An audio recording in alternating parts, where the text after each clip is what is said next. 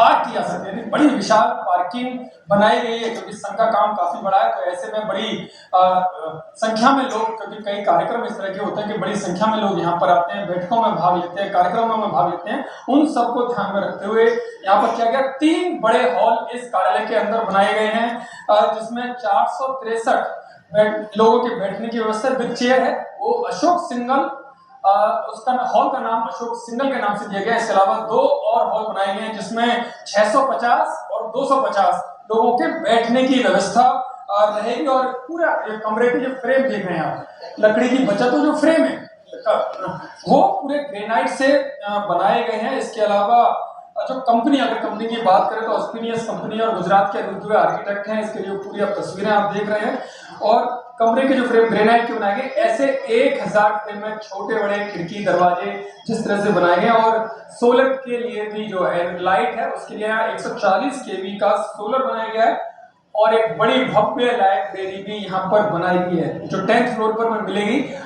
8000 पुस्तकें उस लाइब्रेरी में रखी गई हैं और आम लोग भी उस लाइब्रेरी का प्रयोग कर सकते हैं। आम लोगों के लिए भी, यानी लाइब्रेरी ओपन रहेगी। और इसके अलावा एक डिस्पेंसरी भी, यहाँ पर छोटी डिस्पेंसरी का भी निर्माण किया गया। पहले भी पुराने कार्यालय में वो डिस्पेंसरी थी और आम लोग भी उसका फायदा संघ कार्यालय में आकर खा सकते हैं। किसी भी तरह की बीमारी की दवा उनको यहाँ पर फ्री मिलेगी। इसके अलावा इंटरनल एक 5 बेड का छोटा सा हॉस्पिटल, 5 बेड का जो यहाँ के रहने वाले चालकों के लिए है, वो यहाँ पर बनाया गया है। इसके अलावा काफी सारी सुविधाएं, जो अगर मैं आपको यहाँ से दिखाऊं, जो मैदान आपको दिखाई दे रहा है, जो मैदान आपको दिखाई दे रहा है वो संघ स्थान जिसको कहते हैं, जहाँ पर शाखा लगेगी सुबह सुबह या संघ के स्वयं सेवकों का एकत्रीकरण होगा, वो यहाँ पर। इसके अलावा एक खास बात और एसटीपी का भी प्रयोग इस कार्यालय में किया जाएगा, यानी कि जो वेस्ट है, जो भारी वेस्ट है, वो बाहर नहीं फेंका जाएगा, उसका यहीं पर उसका ट्रीटमेंट किया जाएगा। और यानी कि इस तरह की छोटी छोटी बातों का प्रयोग किया गया। कुल मिलाकर 300 कमरे, करीब 300 कमरे इसमें बनाए गए हैं। और पूरा अगर सबसे बड़ी बात करें तो जो 17,000 गज, यानी कि करीब 4 एकड़ से 4.25 एकड़ में ये कार्यालय बनकर तैयार हुआ है। और सबसे प्रमुख बात, जो इस कार्यालय का खर्चा, क्योंकि लोग पूछते हैं कि इतना बड़ा कार्यालय है तो कितना खर्चा आया होगा, कहां से आया होगा, तो इसका, क्योंकि संघ की जो कार्यशैली रही है वो बड़ी पारदर्शी तरीके से वो काम करते हैं, तो 75,000 लोगों ने, देश भर के जो स्वयं सेवक हैं, ऐसे 75,000 लोगों ने 150 करोड़ रुपया डोनेट किया। और उनकी एक एक की रसीद संघ कार्यालय में रसीद देकर डोनेशन लिया गया। इस संघ कार्यालय के, यानी केशव कुंज कार्यालय के निर्माण में 150 करोड़ रुपया खर्च हुआ, जो 75,000 लोगों ने दिया। संघ कार्यालय में जैसे ही आप प्रवेश करेंगे तो सबसे पहले दर्शन आपके पवन पुत्र हनुमान जी के होंगे, यानी कि बजरंग बली के होंगे, जो सभी बाधाओं को हरने का काम करते हैं।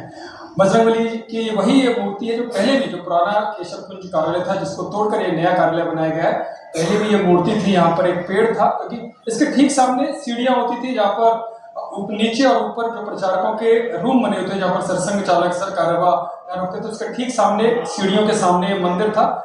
उस वही मूर्ति को यहाँ पर बनाया गया। मूर्ति के साथ कोई छेड़छाड़ नहीं की गई। यानी कि अब संघ कार्यालय में जब भी आप एंट्री करेंगे तो आपका सबसे पहला दर्शन होगा तो वो बजरंग बली का होगा। और ये वो हॉल है, यहाँ पर एंट्री के बाद आप, अगर किसी से आपको समय मिलता है, किसी प्रचारक से मिलने का, तो वो मैं तस्वीरें आपको दिखा देता हूँ इस हॉल की।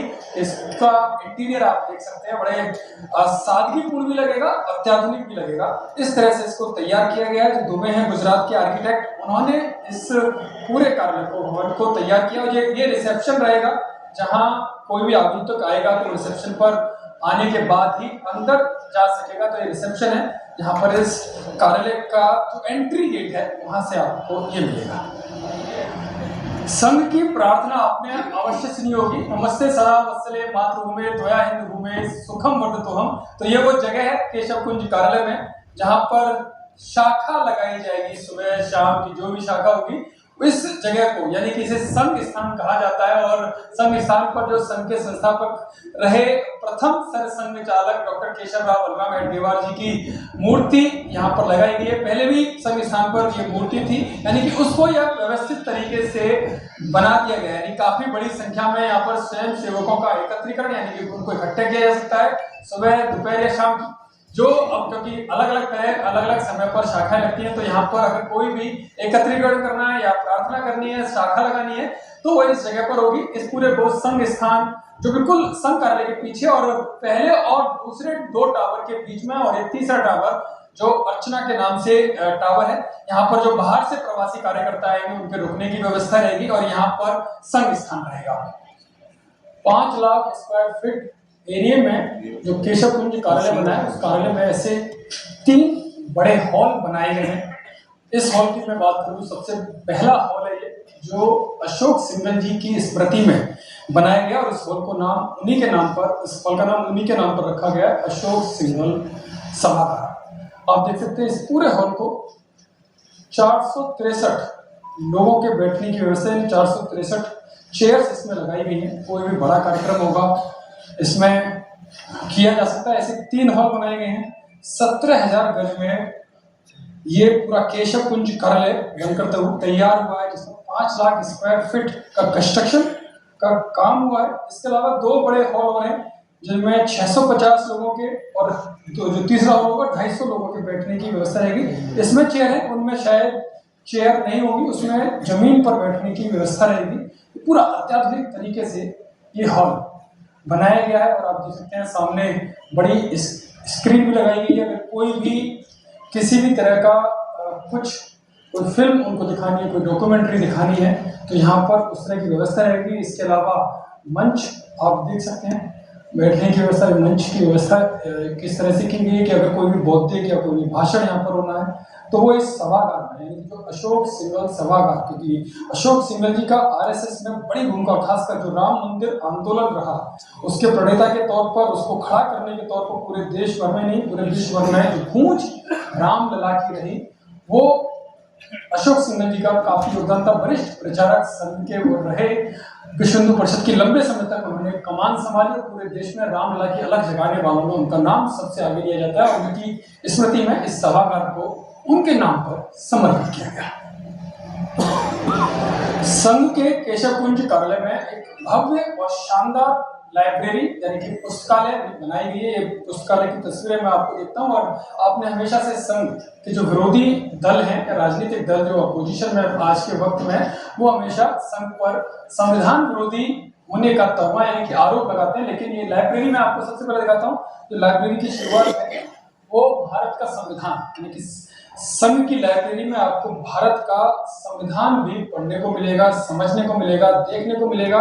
इसके अलावा संघ के बारे में कहा जाता है कि वो केवल और केवल हिंदुत्व की बातें करता है, तो वो तस्वीरें में अब आपको दिखाऊंगा। लेकिन पहले लाइब्रेरी आप देखिए कि किस तरह से सुव्यवस्थित तरीके से भव्य लाइब्रेरी का निर्माण यहाँ पर इस कार्यालय में किया गया है। फिलहाल 25 लोगों के बैठने की व्यवस्था है और करीब 8,000 लोग 8,000 किताबें पुस्तकें वो यहाँ पर रखी गई है। लेकिन जो संघ के बारे में कहा जाता है केवल हिंदुत्व की बातें करता है, तो आप ये किताबें देखेंगे केवल हिंदुत्व नहीं, बौद्धिज्म भी मिलेंगी, जैनिज्म भी मिलेंगी और जो इस्लामिक कल्चर की किताब है वो भी यहाँ पर मिलेंगी। यानी कि हर धर्म की, केवल हिंदुत्व की नहीं, हर धर्म की, हर विषय की, हर भाषा की पुस्तकें यहाँ पर मिलेंगी। यानी कि सर्वधर्म समभाव का जो भाव होता है वो इस पुस्तकालय के अंदर पूरे देश में विदेश की भी पुस्तकें यहाँ पर मिलेंगी और आप यहाँ पर आकर रिसर्च कर सकते हैं, किसी भी पुस्तक को यहाँ पर बैठकर पढ़ सकते हैं। किसी भी धर्म की, किसी भी भाषा की पुस्तकें, करीब अभी 8,000 पुस्तकें और कि वो मीडिया से दूरी बनाकर रखता है। जो उनका प्रचार प्रसार विभाग है वो एक लिमिटेशन रखता है मीडिया के साथ। लेकिन ये आप तस्वीरें आप देखिए कि किस तरह से मीडिया के लिए व्यवस्था की गई है। ये प्रेस कॉन्फ्रेंस हॉल आरएसएस ने बनाया है अपने इस नए कार्यालय में और उस कार्यालय में उस आरएसएस ने जिसके बारे में कहा जाता है कि उसे बहुत प्रचार प्रसार की जरूरत नहीं है, क्योंकि आरएसएस का मानना है कि उतना ही काम सामने आना चाहिए जिससे उनके काम में बाधा ना हो। बहुत प्रचार प्रसार की उन्हें जरूरत नहीं है, क्योंकि वो शांति के साथ राष्ट्र सेवा में लगे रहते हैं, समाज की राव हेडगेवार जी की लगी है।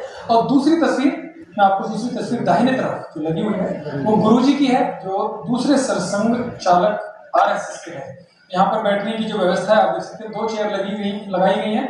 यहाँ पर सरसंघ चालक और सर कारवा के बैठने की व्यवस्था, या जो भी बैठक लेंगे उन पदाधिकारियों के बैठने की व्यवस्था। और ये जो हॉल है, क्योंकि सबसे बड़ा हॉल है, 650 प्रतिनिधि यानी कि जो वरिष्ठ प्रचारक होंगे या बैठकों में भाग लेने वाले प्रतिनिधि होंगे, ऐसे 650 लोगों के बैठने की व्यवस्था की गई है। जमीन पर बैठने की व्यवस्था की गई है, और जो नीचे नहीं बैठ सकते हैं उनके लिए यहाँ पर साइड में चेयर है, वो साइड में चेयर लगाकर या पीछे चेयर लगाकर उनके बैठने की व्यवस्था की गई।